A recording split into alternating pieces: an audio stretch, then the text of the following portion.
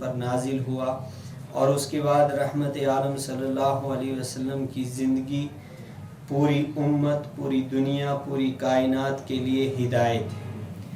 رحمت عالم صلی اللہ علیہ وسلم نے کچھ کام اور کچھ گناہ ایسے گنائے ہیں جن میں عام طور سے انسان معاشرے کے اندر گناہوں کو کرتا رہتا ہے، احساس نہیں رہتا ہے۔ ان میں سے ایک لسٹ رحمت عالم صلی اللہ علیہ وسلم نے اپنی زبان سے پیش فرمائی، ان گناہوں کو گنایا بھی، ان کی قباحت کو بھی بیان کیا، اور ان کے اندر جو جو مضرات ہیں، جو نقصان دہ چیزیں ہیں، ان کی بھی رحمت عالم صلی اللہ علیہ وسلم نے نشاندہی فرمائی۔ امت کے سامنے صحابہ کے ذریعے سے اس پیغام کو پہنچایا۔ ہم سب کی ذمہ داری بھی ہے کہ انسان اس کو آگے بھی پہنچائے اور خود بھی اس پر عمل پیرا ہو۔ اصل ہے دین کی بات پر عمل کرنا، جو بات انسان سنے اس کو زندگی کے اندر داخل کرنا، اصل یہ مقصد ہے اللہ کے نبی کے پیغام کا۔ ان میں سے ایک گناہ یہ رحمت عالم صلی اللہ علیہ وسلم نے بیان فرمایا کہ میری امت کے معاشرے کے اندر یہ گناہ عام ہو جائے گا، لیکن احساس ایک وقت آئے گا، احساس ختم ہوگا، دھیان نہیں رہے گا، گناہ کرتا رہے گا، تو اس کی گناہ کے نتیجے میں جو اعمال کی بدعمالیوں کا جو نتیجہ ہے وہ کسی اور طریقے سے ظاہر ہوگا۔ ان میں سے پہلا گناہ ہے، آپ صلی اللہ علیہ وسلم نے فرمایا لا تظہر الشماتۃ لأخیک فیرحمہ اللہ ویبتلیک۔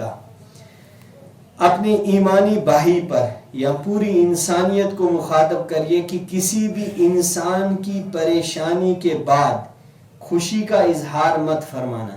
یعنی اللہ کے حبیب نے سخت طور سے منع فرمایا کہ ایک انسان مصیبت کے اندر مبتلا ہے اور دوسرا اس کی مصیبت کو دیکھ کر خوشی کا اظہار کرتا ہے۔ آپ صلی اللہ علیہ وسلم نے فرمایا خوشی کبھی مت منانا۔ کیوں؟ اگر خوشی منا لی اس کا نقصان کیا ہوگا؟ فَيَرْحَمُهُ اللَّهُ وَيَبْتَلِيكَ، اللہ تعالیٰ اس کو مصیبت سے نجات دے گا، تجھے اسی مصیبت کے اندر مبتلا کر دے گا۔ اللہ تعالیٰ اس پر قادر ہے، اور اس کو گناہوں کی اس فہرست کے اندر شمار کیا اللہ کے حبیب نے جن کو گناہ کبیرہ کہتے ہیں، یعنی توبہ کے بغیر یہ گناہ معافی نہیں ہو سکتا ہے۔ تو گویا کہ یہ دھیان رکھیں گے، ایک کلی اصول اللہ کے حبیب نے فرمایا، کسی کی دنیاوی مصیبت ہو یا اخروی۔ دنیاوی مصیبت مثال کے طور پر کسی کی ٹانگ ٹوٹ گئی، کسی کی آنکھ میں کسی طرح کی پریشانی ہوئی، کسی کے جسم میں کوئی ایسی بیماری لگ گئی جو مہلک بیماری ہے، اور آپ نے فوراً ہنسی اور مذاق شروع کر دی، یہ ٹانگ ٹوٹا ہوا انسان ہے، اس کی آنکھ میں بینائی نہیں ہے، اس کو وہ مہلک بیماری لگی ہے جس سے دنیا بھاگتی ہے۔ اللہ کے حبیب نے فرمایا مت سمجھنا کہ اس کو مصیبت کے اندر، کیونکہ کسی کو مصیبت کے اندر مبتلا کرنا یہ نظام میرے ہاتھ میں، کسی کو خوشی کے حالات مہیا کرنا یہ نظام بھی میرے ہاتھ میں۔ جب یہ دونوں طرح کا نظام اللہ کے ہاتھ میں ہے، کس کو خوشی میں رکھے کس کو مصیبت میں رکھے، اس طرح کے امتحانات انسان کے اوپر آئیں گے، اور خاص طور سے قرب قیامت میں، یعنی آج کے دور میں۔ تو یاد رکھیے گا کسی کی مصیبت پر خوشی کا اظہار مت کیجیے۔ پھر کیا کرنا ہے؟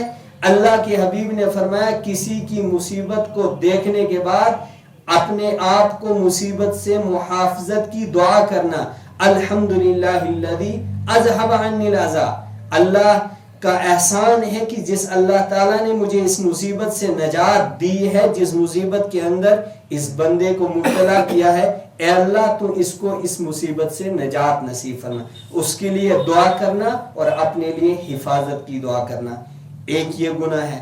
دوسرا گناہ رحمت عالم صلی اللہ علیہ وسلم نے فرمایا میری امت کے اندر یہ بھی عام ہوگا، احساس نہیں رہے گا، اور کبیرہ گناہ کے اندر یہ شمار ہوگا، جس کو ہم تعبیر کرتے ہیں غیبت کے گناہ سے۔ غیبت کے بارے میں رحمت عالم صلی اللہ علیہ وسلم سے ایک صحابی نے پوچھا مل غیبہ یا رسول اللہ، اے اللہ کے رسول غیبت کس چیز کا نام ہے، وہ کیسا ہے، اس گناہ کی تعریف کیجئے۔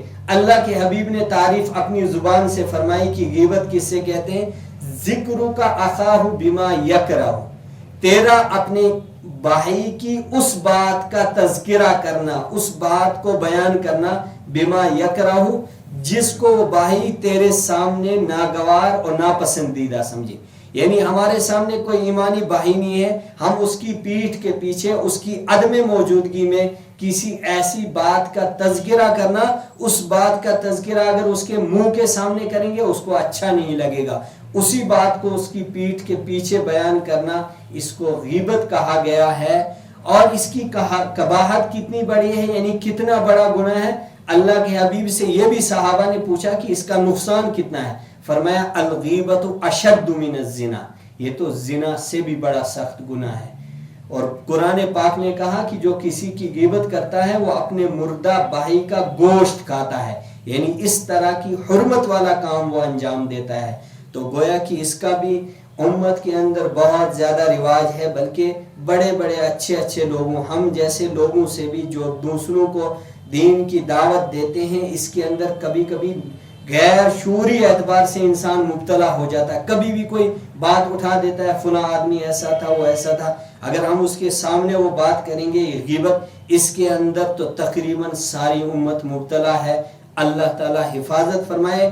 بہرحال اس پر بھی اپنے گھر کے اندر پابندی جب انسان اپنے گھر کے اندر کرے گا نا، قرآن پاک نے جب پردے کا تذکرہ کیا تو اللہ تعالیٰ نے ایک عجیب انداز اپنایا قرآن میں، رحمت عالم صلی اللہ علیہ وسلم کو مخاطب کر کے کہا کہ آپ کو امت کو سمجھانا ہے، قُلْ لِأَزْوَاجِكَ وَبَنَاتِكَ وَنِسَاءِ الْمُؤْمِنِينَ، آپ اپنی گھر والیوں سے یعنی اپنی ازواج سے کہیے، یعنی اپنی بیویوں سے شروعات کیجئے پردے کی، اور اس کے بعد اپنی بیٹیوں سے شروعات کیجئے، وَقُلْ لِأَزْوَاجِكَ وَبَنَاتِكَ وَنِسَاءِ الْمُؤْمِنِينَ، اور ساری ایمان والی عورتوں کا نمبر تیسرے پر آیا۔ تو یہاں جو ترتیب قرآن پاک نے بتائی، کسی بھی کام کو صحیح طریقے سے لاگو کرنے کے لیے ابتدا ہے اپنا گھر۔